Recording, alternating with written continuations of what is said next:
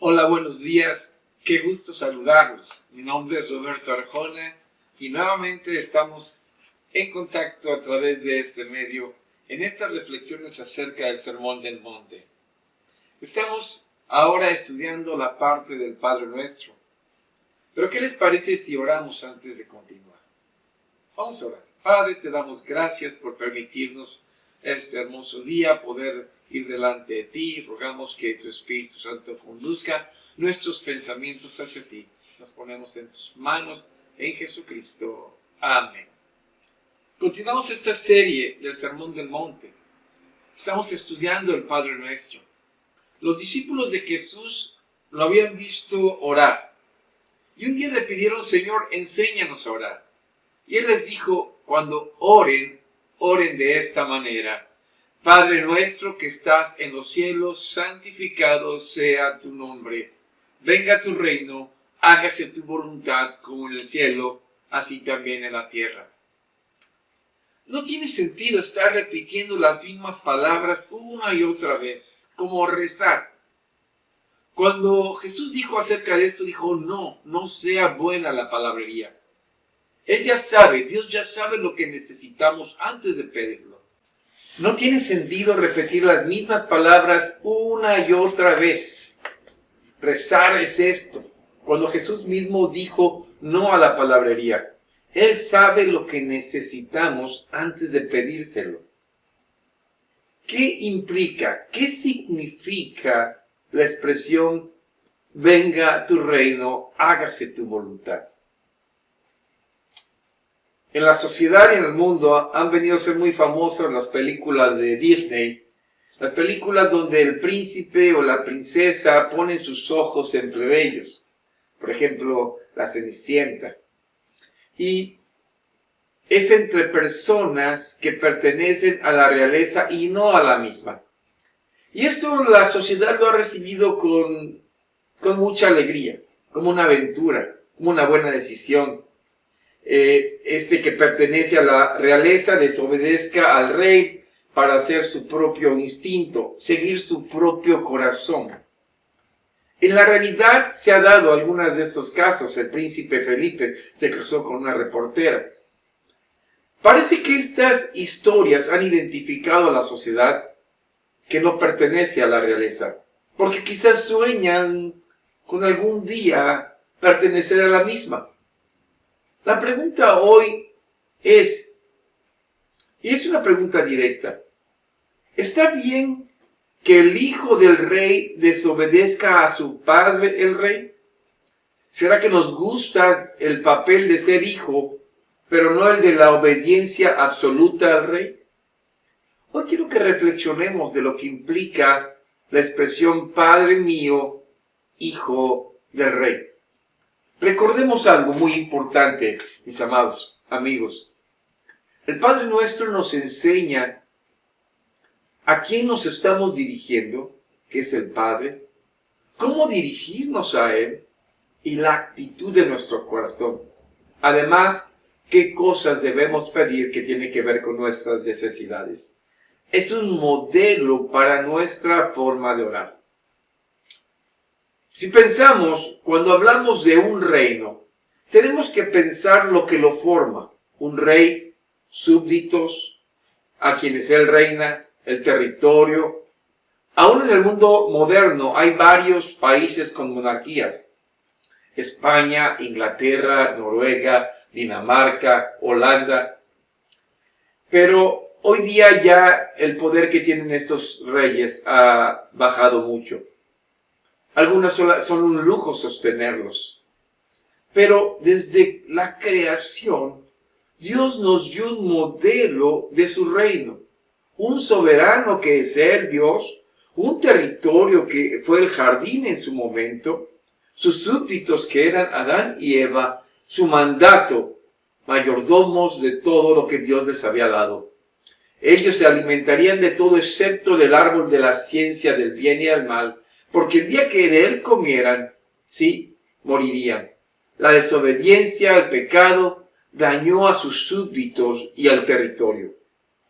Mas Dios, en su gran misericordia, hizo permanecer la figura de este reino para que un día fuese consumado. ¿En quién? En la persona de su Hijo, el Señor Jesucristo.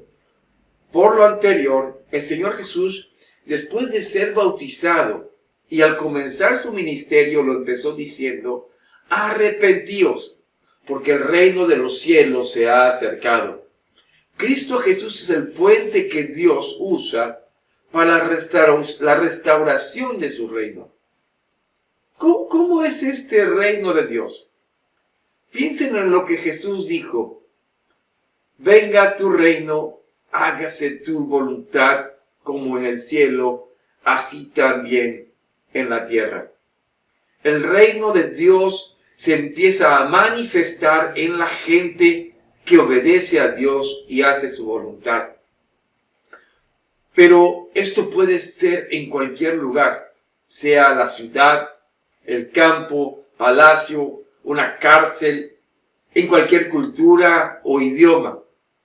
Porque el reino de Dios empieza a manifestarse en aquellos que responden al llamado de Jesucristo, los que son salvados y aceptados por su gracia y con un corazón nuevo dado por Dios, buscan someter su voluntad al Padre. La pregunta que nos haríamos: ¿se hace la voluntad de Dios en el cielo? Claro que sí. Por eso es el cielo, y en los cielos se obedece a Dios perfectamente bien. ¿Por qué aquí en la tierra no es igual? Tendríamos que remontarnos y pensar en el principio de todas las cosas. Dios puso un paraíso, creó un mundo maravilloso y un jardín que se llamaba el Edén. Ahí puso la corona de la creación, a Adán y a Eva. Y era un paraíso porque ellos obedecían perfectamente bien a su Creador y Padre. Todo estaba en perfecta armonía, pero un día hubo una rebelión en los cielos.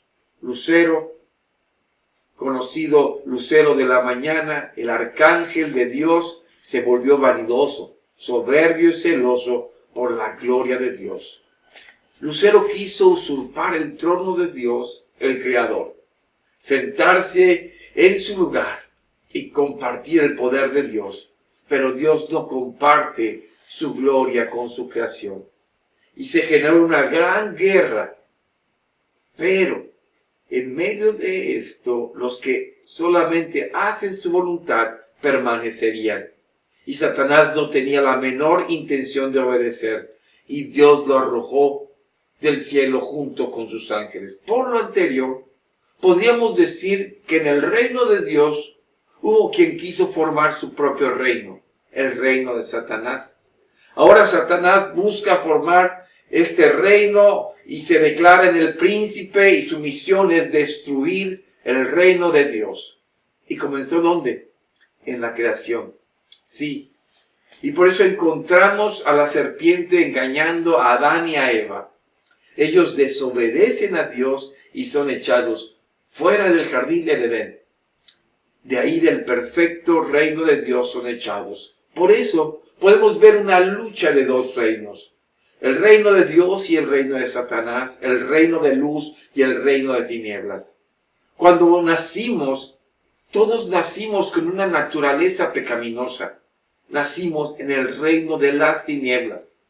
Pablo el apóstol en Romanos 3:23 dice: por cuanto todos pecaron y están destituidos de la gloria de Dios. Obviamente no nacimos siendo hijos de Dios. El reino de Satanás, el poder del pecado, mantiene al hombre atado. Y el hombre por sí mismo no puede liberarse. No es libre para escoger si buscar a Dios. Puede hacer muchas cosas. Ahora, ¿realmente el hombre vive en una libertad? ¿Tiene libre albedrío? Sabemos que es malo mentir y mentimos. Sabemos que debemos amar a Dios con todo nuestro corazón y no lo hacemos de esta manera. Sabemos que no debemos codiciar y codiciamos. Sabemos lo bueno que debemos hacer y tampoco lo hacemos. ¿Qué nos pasa? ¿Dónde está el libre albedrío? El problema es que somos esclavos del pecado en el reino de tinieblas. El pecado es un estado de la humanidad, no es algo en lo que nos volvemos. Pecamos porque somos pecadores, no somos pecadores porque pecamos. La Biblia dice que la paga del pecado, la paga de una vida pecaminosa, es la muerte. Que vivir en el reino de tinieblas tiene un fin, que es la muerte. Y esto es claro porque el destino de Satanás y todos sus ángeles es destrucción. Y él quiere llevarse a todos con él. Estas son malas noticias. Ahora vienen las buenas noticias. Es posible cambiar de reino. Aunque humanamente es imposible porque no podemos soltarnos de esta condición del pecado. Pero en Jesucristo, quien venció a la muerte en la cruz, rompe el poder del pecado y a todos los que confían en él los traslada al reino de la luz. Solamente necesitamos nacer de nuevo, es arrepentirnos de nuestros pecados y poner nuestra fe y confianza en el Señor Jesucristo. Entonces Dios nos cambia a nosotros de reino. Nosotros no podemos. Pablo escribe en Colosenses 1, 13 y 14. Dice la palabra de Dios en Colosenses 1, 13 y 14. El cual nos ha librado de la potestad de las tinieblas y trasladado al reino de su amado Hijo, en quien tenemos redención por su sangre, el perdón de pecados. Por la fe en Jesucristo, somos transferidos al reino de la luz. Sí, ahora somos hijos de Dios. Si ahora tratamos de agradar al Padre, a quien nos adoptó, es aquí donde entra la petición que Jesús nos enseña en esta oración. Venga tu reino, hágase tu voluntad. ¿Por qué dice Jesús que debemos orar? ¿Sí? ¿Ya no estamos en el reino de Dios? Sí, pero estamos rodeados por la oscuridad.